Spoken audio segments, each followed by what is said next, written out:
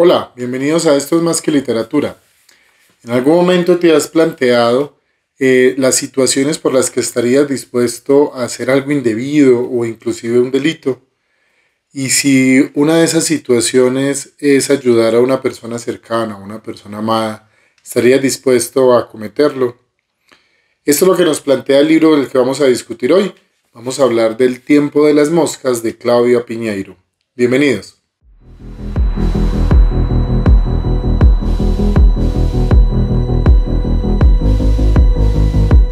En el tiempo de las moscas, una novela con la que Claudia Piñeiro continúa la historia de Inés Pereira, esa historia que nos contó la primera vez en Tuya. Aquí en el canal encuentran un video donde conversamos de ese primer libro. Entonces, en este segundo, Inés ha pasado 15 años en la cárcel y recién está saliendo ya a una nueva vida. Y decimos nueva vida no solo porque ya es una mujer en libertad, sino porque ella, antes de entrar a la cárcel, era una mujer casada, ahora es una mujer sola. Antes podría decirse que tenía esa condición de ser madre, ahora su hija no le habla, nunca se ha comunicado con ella, incluso solo fue una vez a la cárcel y no fue a saludarla ni a saber cómo estaba Inés, sino a pedirle que le firmara los papeles donde autorizaba que la abuela le dejara la casa a ella, a la nieta. Entonces, esta nueva obra es una obra en la que Claudia Piñeiro explora las condiciones de una mujer que recién sale a la libertad, que se expone a diferentes situaciones y que está reconstruyendo no solo esa vida en la libertad, sino también una identidad. Y ya no es la identidad de la mujer que estuvo en la cárcel, no es la identidad de la mujer presa, tampoco es la identidad de la mujer que estuvo casada, es una nueva Inés. Y la obra nos plantea entonces varias situaciones morales y éticas que espero que conversemos, que ustedes me aporten y amplíen la discusión a partir de los comentarios, que dialoguemos alrededor de ellos. En este caso les voy a hablar de 5 situaciones y de profundizar en algo más en lo literario. O sea, hablaremos de 6 puntos. 5 fijados en lo ético y moral, en situaciones humanas, en situaciones sociales, y el sexto hablando netamente de lo literario y cómo en este caso los narradores, los diferentes tipos y voces narrativas que aparecen en la obra ayudan a dimensionar y a construir una buena novela. Iniciemos con este planteamiento de qué pasa con una mujer o con un ser, con una persona que ya estuvo en la cárcel. ¿Cómo es ese proceso de reconstrucción de su vida? ¿Hasta dónde podemos entender y comprenderlos los que no hemos estado ahí? Y hasta dónde lo que, por ejemplo, refleja la novela para aquellas personas que por alguna razón han sido privadas de la libertad, pues podrían sentir un análisis y comparaciones ahí al respecto. Para Inés, la situación es un poco delicada. Ella logró, al menos durante el proceso de estar en la cárcel, después de que se separaba de Ernesto, cuando venden la casa de los dos, ella decide que con su parte compren un apartamento, otra casa, y que no importa dónde quede, no importa, lo importante es que el valor que le entregan sea el necesario para comprar esa casa y de esa manera tener un lugar donde llegar. No obstante, como era una mujer que antes de lo que pasa y lo que se narra en Tuya, ella nunca había trabajado, siempre había sido la esposa de Ernesto, no había cumplido ninguna otra labor en su vida, entonces ahora sale, está en libertad, estuvo presa, debe cuidar por sí misma y ya es una mujer completamente diferente. Inclusive se cambia el apellido para poder identificarse como una nueva persona. Y esa nueva persona ya no solo, y se considera a sí mismo, no es solo una mujer, una expresidiaria, alguien que estuvo en la cárcel, sino que tiene un nuevo proyecto de vida. Pero qué tan fácil es para estas personas que estuvieron privadas de la libertad construir ese nuevo proyecto de vida. Ella siente que lo mejor es evitar esa parte, nunca comentarle a la gente, por ejemplo a sus nuevos clientes, frente a su pasado, nunca hablarle de él. Entonces es esconderlo, dejarlo atrás y a partir de ahí construir una vida nueva. En segundo lugar, conversemos con el planteamiento que hice en la introducción. ¿Hasta dónde o qué tipo de comportamientos anómalos o incluso delitos estamos dispuestos a cometer? ¿En qué situaciones? Ahí se plantean 2 dilemas. El primero es si cuando podemos cometer este delito sabemos que no va a pasar nada, que nadie se va a dar cuenta de que lo hacemos, estaríamos dispuestos a hacerlo. Y el segundo es en el caso en el que ese delito que cometamos o esa infracción sirva de ayuda para una persona que para nosotros es importante.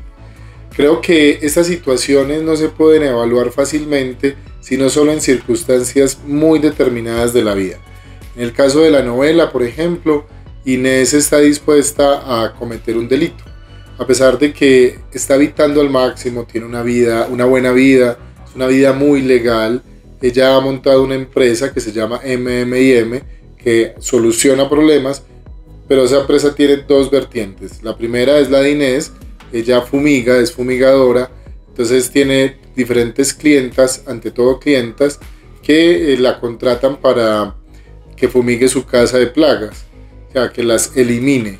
Entonces ahí está esa parte de la construcción de su vida. El otro lado, la otra parte de MM&M, es a partir de la investigación privada. Esta línea la sigue una amiga que Inés construyó durante el tiempo que estuvo en la cárcel, que se llama La Manca, pues le dicen La Manca. Y La Manca es la encargada de las investigaciones. Resulta que La Manca está con un bulto en la teta, así lo menciona en el libro, o sea, tiene riesgos de desarrollar un cáncer. Entonces está en búsqueda de que la operen, de todo este proceso, pero en el sistema oficial de salud ese proceso está muy demorado, inclusive le dicen que la próxima cita sería dentro de 6 meses, lo que a Inés le parece una eternidad porque quién sabe qué podría pasar con ese bulto durante 6 meses, porque considera una propuesta. La propuesta que le hace la señora Bonar. Y aquí quiero que prestemos atención a un detalle muy bien logrado de las obras de En Tuya y En el tiempo de las moscas, estas dos obras de Claudia Piñeiro, que es plantear rápidamente una situación alrededor de un crimen o una situación alrededor de un momento tenso de la vida. En el caso del tiempo de las moscas, esta situación es que la señora Bonar, que es una clienta de los servicios de fumigación de Inés, le propone que consiga un veneno específico que ella usaría para eliminar al amante de su esposo.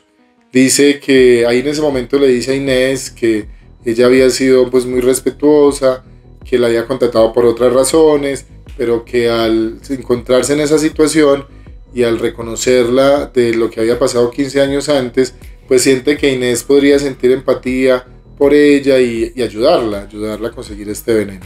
Para Inés esto le genera una situación de mucho conflicto, muchas preguntas, y poco a poco va construyendo que solo estaría dispuesta a cometerlo si eso le permite una ayuda económica para así ayudar a La Manca y pronto que le sea atendida por los médicos y no tener que esperar todo el proceso en la salud oficial. Pero ustedes, en el caso de que estuvieran en la posición de Inés, ¿qué harían? ¿Estarían dispuestos a aceptar sabiendo que posiblemente con ese veneno matarán a alguien, pero a su vez salvarían a una amiga? ¿Qué harían ustedes? O si se les ha presentado alguna otra situación, o hipotéticamente, ¿en qué situaciones podrían asumir una postura como la que está asumiendo Inés? El tercer dilema es un dilema muy contemporáneo, creería yo, y es esta parte en la que si estamos obligados, o hasta qué punto mejor, estamos obligados a mantener una relación cercana con las personas que tenemos vínculos de sangre. Los vínculos de sangre pues se dan en las familias, pero a veces ese familiar no es alguien cercano para nosotros. O sea, no es alguien ni siquiera en el que podamos confiar. Entonces estamos obligados a tenerse de forma cercana o inclusive a construir una relación afectiva con las personas que tenemos vínculos de sangre. Hay situaciones en las que uno diría no, o sea, en mi caso particular yo siento que los vínculos van más allá de la sangre y en realidad están cercados, están unidos, los une la lealtad, por ejemplo, los une la confianza y los une esa disposición que tenemos a buscar que siempre el otro esté bien. Pero en el caso de tener, por ejemplo, un familiar, alguien cercano a mí que es un vínculo de sangre, pero que no espera que yo esté bien, sino que espera aprovecharse de mí, pues ese tipo de personas uno preferiría tenerlas alejadas. En el caso de la novela, es Inés quien ha mantenido una distancia con su hija, con Lali, que En este caso, Lali, recordemos entonces, tomó la decisión también de alejarse de su madre, e Inés en esa reconstrucción de identidad nueva no se reconoce como madre. Y en esas justificaciones que se da es que uno no está obligado a estar cerca de alguien que no quiere estar al lado de uno. Entonces ahí está esa postura. Pero en el caso de ustedes, ¿cómo lo manejan? Cuéntenos.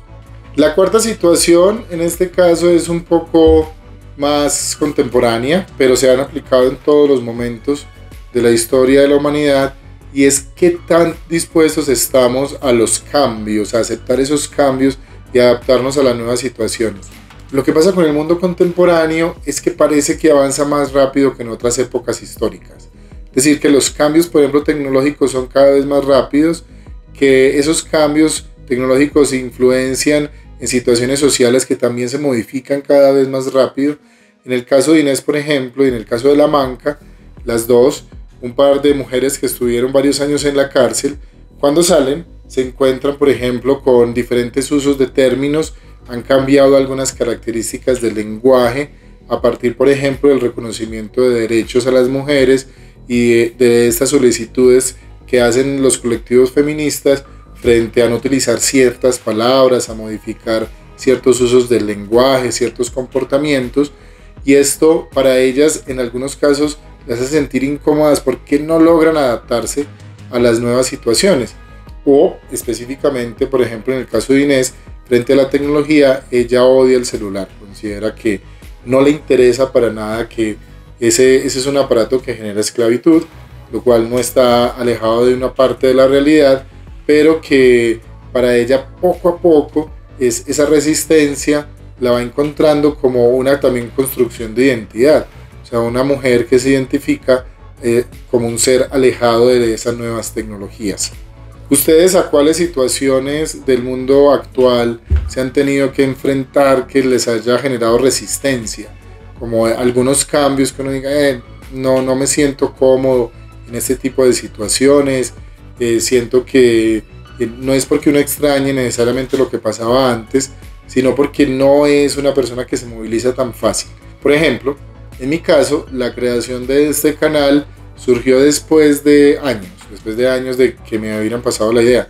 Habría empezado hace tiempo, pero en esa lógica con la que manejaba esta resistencia a veces como a ciertos contenidos que se encuentran en las redes, pues tuve que hacer un proceso y empezar a buscar si todos los contenidos eran de ese tipo que había identificado que no me gustaban, pero no, empecé a encontrar que había muy buenos contenidos y a identificar también a partir de experiencias externas a situaciones de este canal, tanto la creación literaria como el acompañamiento de talleres de escritura, a mis clases particulares, a entender que también por acá se puede hacer un contenido que para algunas personas sea interesante y que sea aportante, y también, sobre todo porque me gusta mucho hablar de libros, me gusta mucho hablar de la escritura, y creo que podría compartir eso poco que he aprendido con ustedes. Entonces, pero al principio fui muy resistente, por eso creo que tardé demasiado, pero dicen que el peor momento es nunca empezar y el mejor momento es empezar hoy, por eso logré hacerlo. El quinto lugar es una pregunta un poco más profunda y es ¿dónde ubicamos nosotros el amor en nuestra vida? Esta novela nos plantea que de acuerdo a diferentes circunstancias esa ubicación del amor nos puede definir.